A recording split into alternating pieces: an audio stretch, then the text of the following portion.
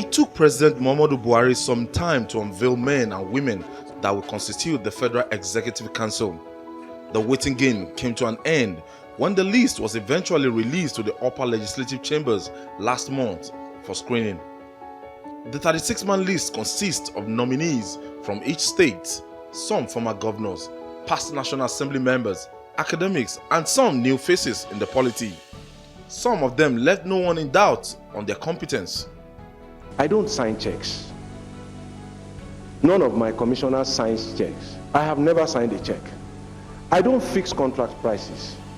It is always important not to use short-term funding in order to support long-term projects. I did not borrow to pay salaries.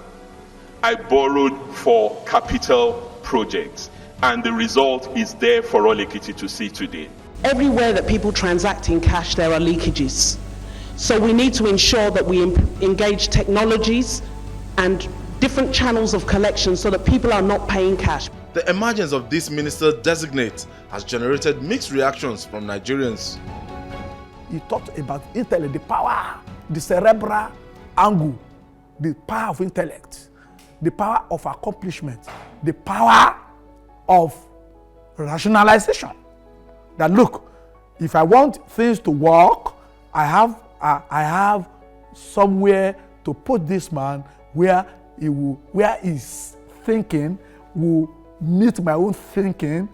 I equally have not seen anybody from this team that can handle labor based on the same factors, And then if you subject them to a learning process, after we wasted 5 months, anybody we are going to bring now, for him even to know the unions and their character, it will take him quite some time.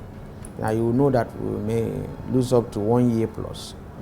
So, but this is without prejudice to their individual capacities, in various fields to deliver. President Muhammadu Buhari is likely to allocate portfolios to this minister this week amidst high expectations.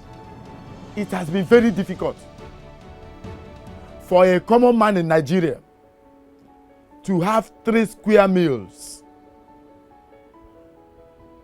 And this is not as a result of the fact that Nigeria is poor. By now, we should have the Chibok gas. By now, we should have fought and defeated Boko Haram. But for how long is becoming something more of an albatross that has refused to go away?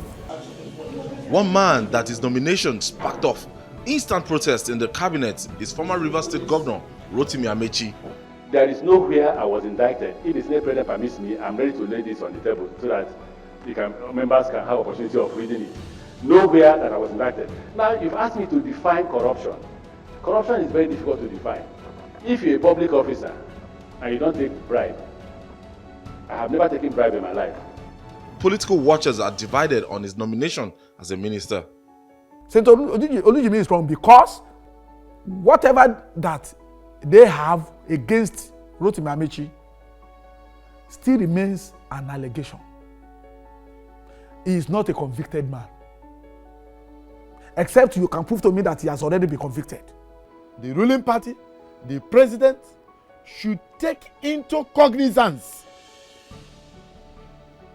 the character, the disposition of Amechi, his political beliefs, and his political meanderings.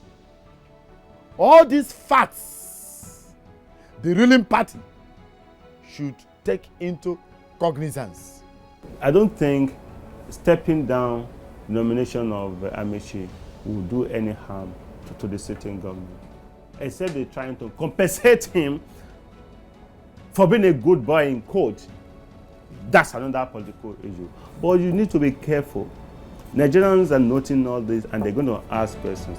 The new ministers will be saddled with the responsibility of reviving a comatose economy and great infrastructural deficits. Ayodele Ozubaku, TVC News, Lagos.